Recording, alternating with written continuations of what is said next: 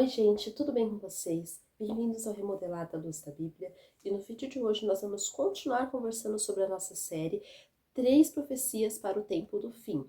E nós vamos estar aqui conversando e explanando no livro de Isaías essas profecias que são marcos, que são sinais da volta de Cristo. Então a gente viu no vídeo passado, na parte 1, o chamamento dos gentios e o juízo das nações, e no vídeo de hoje vamos ver a geração perpétua. Nós vamos ver como a misericórdia, a graça de Deus nos atingiu, né, para a honra e para a glória dele. E nós vemos aqui também o favor do Senhor sobre as nossas vidas. Então nós vamos estudar e continuar estudando tudo aquilo que o Senhor já fez por nós. Mas antes, vamos começar?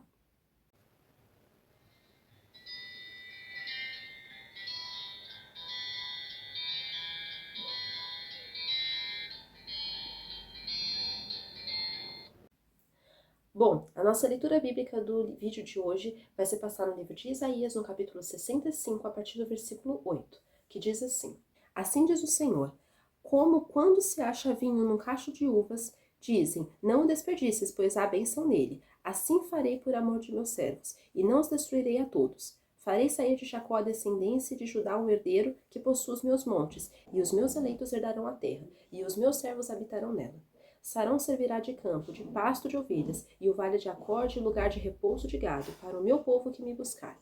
Mas a vós outros, os que vos apartais do Senhor, os que vos esqueceis no meu santo monte, os que preparais a mesa para Deus a fortuna, e misturais o vinho para o Deus destino, também vos destinarei a espada, e todos vos encurvareis à matança, porquanto chamei e não respondestes, falei e não me atendestes, mas fizestes o que é mal perante mim, e escolhestes aquilo que não tinha prazer.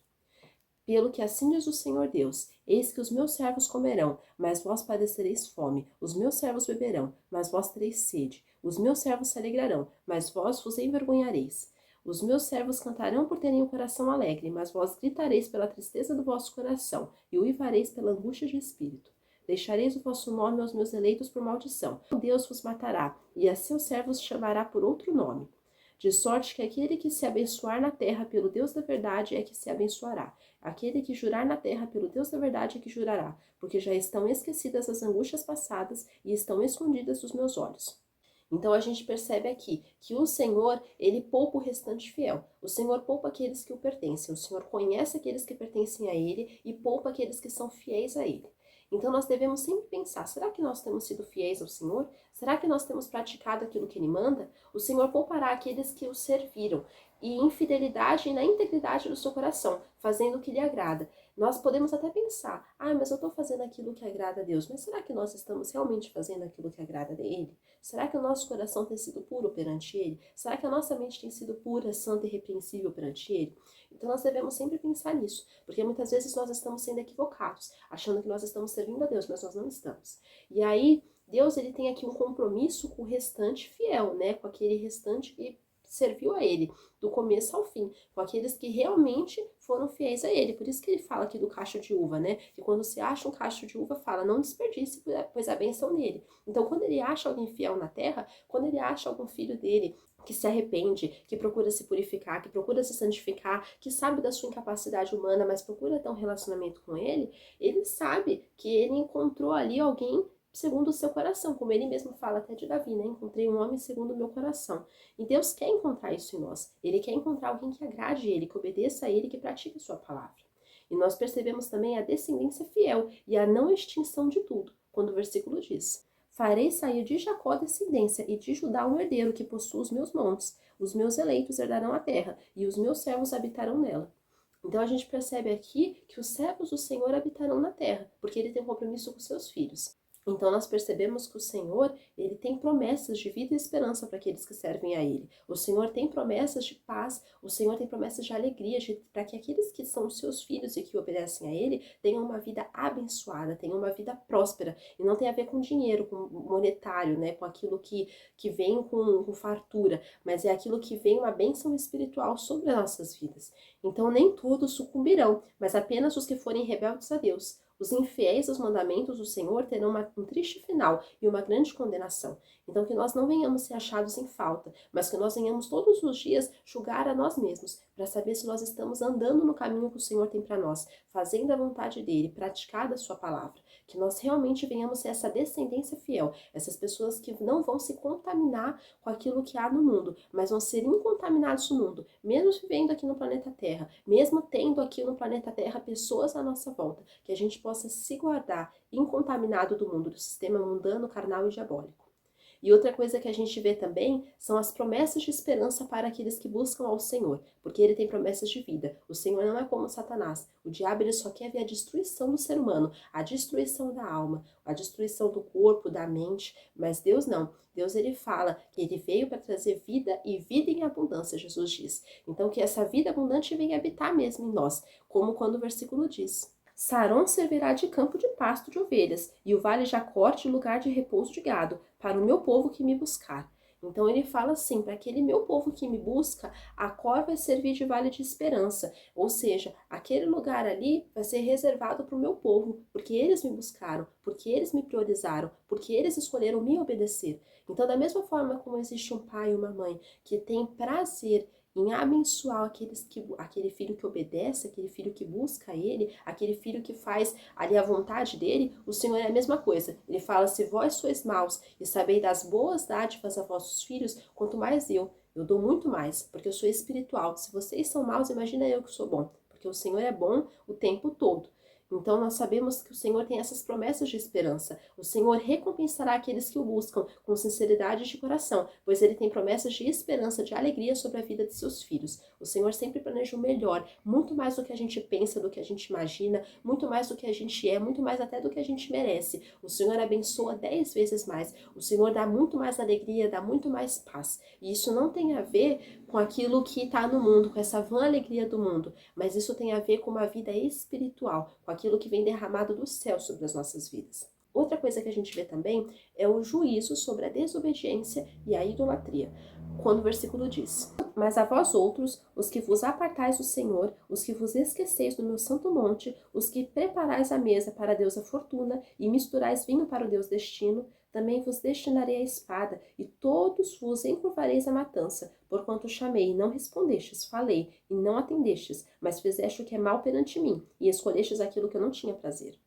Então o Senhor está falando aqui, olha, eu vou vir com juízo a todos vocês que misturaram o vinho, que fizeram sacrifícios, que obedeceram. Às vezes hoje não é só obedecer a um ídolo, né? Mas é obedecer a nossa própria vontade. Às vezes a nossa própria vontade é um ídolo para nós. Então a gente quer obedecer a nossa própria maneira de ser, a nossa própria vida. Que a gente não venha a ser assim. Pessoas que se auto-idolatram a sua vontade, o seu desejo, mas que realmente a gente possa ter a nossa mente como a mente de Cristo. Que a gente possa entender que o Senhor vai vir com juízo para todos aqueles que desobedecem a Ele. Deus irá vir sobre a terra com juízo em consequência da desobediência e da idolatria, porque toda a desobediência contra Deus faz guerra contra Ele, e o Senhor não se esquece tanto daqueles que o temem, mas tanto daqueles que sabem a sua vontade, sabem os seus mandamentos e desobedecem. O Senhor, Ele vem com juízo para todos aqueles que são desobedientes, que fazem, que pecam sabendo que estão pecando. Então nós sabemos também que o Senhor ele perdoa, mas ele fala, se vocês sabem, vocês estão vivendo uma vida de pecado, sabem que estão vivendo e não querem mudar, vocês estão levando Cristo ao vitupério de novo, e não há mais esperança para vocês, porque vocês sabem o que é certo, vocês sabem qual é a minha vontade, mas vocês não querem obedecer. Então que realmente a gente venha nos conscientizar mais disso, que há um juízo de Deus sobre tudo aquilo que nós fazemos, sobre toda a desobediência. Há um juízo de Deus porque ele fala, vocês sabiam a minha vontade e não quiseram obedecer. Escolhestes aquilo que eu não tinha prazer. Então muitas vezes a gente escolhe coisas que Deus não tem prazer, mas tudo isso tem paga. E vemos também um contraste entre os santos fiéis e os ímpios infiéis, quando o versículo diz: pelo que assim diz o Senhor Deus, eis que os meus servos comerão, mas vós padecereis fome. Os meus servos beberão, mas vós tereis sede. Os meus servos se alegrarão, mas vós vos envergonhareis. Os meus servos cantarão por terem coração alegre, mas vós gritareis pela tristeza do vosso coração, e uivareis pela angústia de espírito.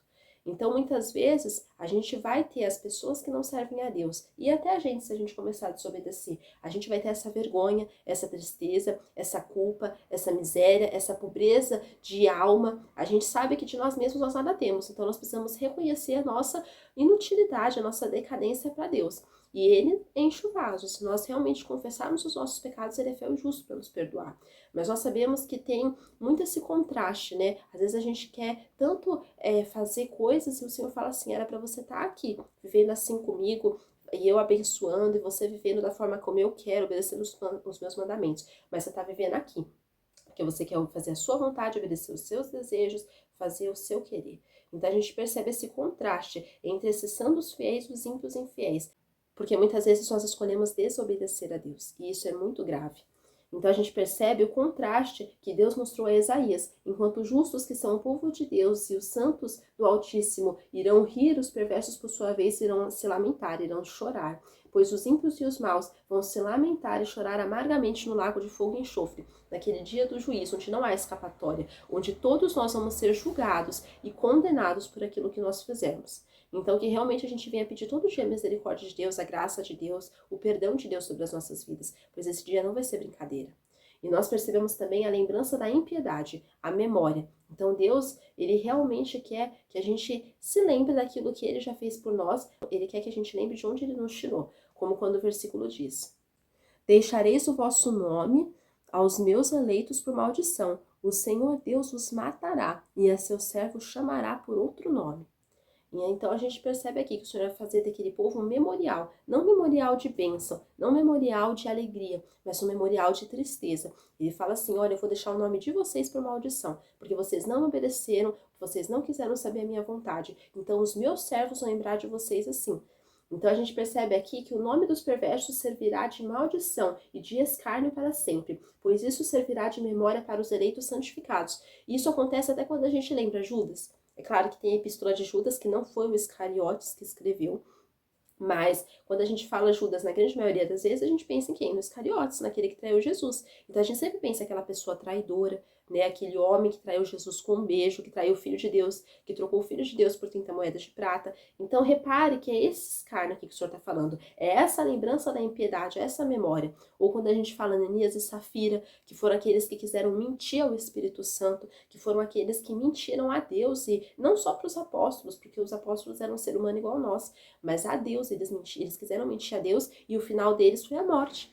Porque o salário do pecado é a morte. Então perceba que a gente sempre lembra com aquela visão, nossa, Ananias e Safira foram mentirosos, foram roubadores, foram enganadores, o Judas, um traidor, ou quando a gente lembra de Esaú, né, até o apóstolo Paulo, se eu não me engano, fala que não haja entre nós alguém como Esaú, que trocou a sua primogenitura por um prato de lentilhas. Então essa lembrança, quando a gente fala de Esaú, a gente pensa em alguém que é desperdiçador, alguém que não dá valor nas coisas de Deus, e alguém que sempre assim, olha, lembre-se dessa pessoa, Esaú no caso, que nós não venhamos a ser como Esaú, que nós não venhamos seguir as obras de Esaú. Então é nesse sentido que o Senhor está falando aqui, que é essa lembrança da impiedade, é essa lembrança que ele está aqui falando, que aqueles infiéis vão ter.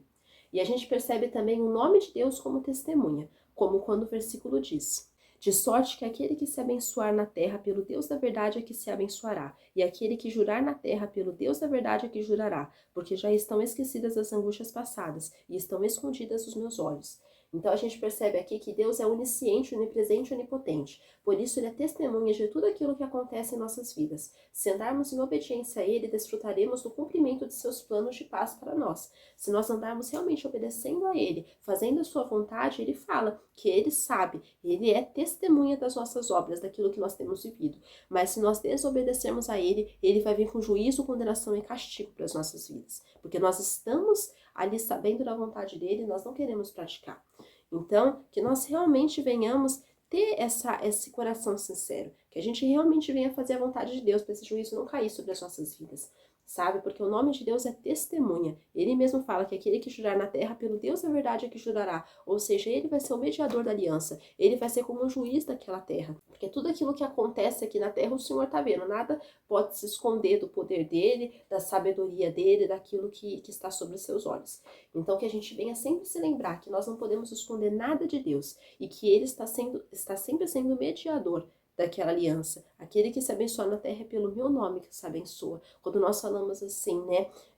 O Senhor te abençoe, nós temos o entendimento, nós não falamos como ímpio, nós realmente desejamos aquilo para aquela pessoa, nós estamos colocando Deus naquela aliança. Olha, que o Senhor seja testemunho entre mim e ti, que o Senhor te abençoe, que o Senhor derrame as ricas bênçãos dele sobre a sua vida. Então, é isso que a gente tem que ter a noção, não falar da boca para fora, mas temos a consciência que o Senhor está vendo tudo. E nós vemos também o perdão de Deus, quando o versículo diz: porque já estão esquecidas as angústias passadas e estão escondidas os meus olhos. Então o Senhor mesmo fala, olha, já estão escondidas. Para mim, tudo aquilo que vocês já fizeram já passou. Se vocês realmente pediram perdão, eu esqueci já, porque Ele lança fora, Ele lança no mar do esquecimento todos os nossos pecados, as nossas angústias. Então o Senhor é um Pai amoroso e Ele nos perdoa e nos habilita a vivermos uma vida santa, pura, né? Ele nos perdoa, mas Ele não quer que nós voltemos para o pecado, mas que nós vivemos em direção a Ele. Corramos a corrida que nos foi proposta. Como até o apóstolo Paulo fala, esquecendo-me das coisas que já passaram, eu corro para o alvo. Ou seja, Ele já nos perdoou. O Senhor nos perdoa e isso é uma obra dele, isso faz parte dos atributos dele. Mas nós precisamos crer no perdão dele e falar glória a Deus, glorificar todos os dias por aquilo que ele tem feito por nós.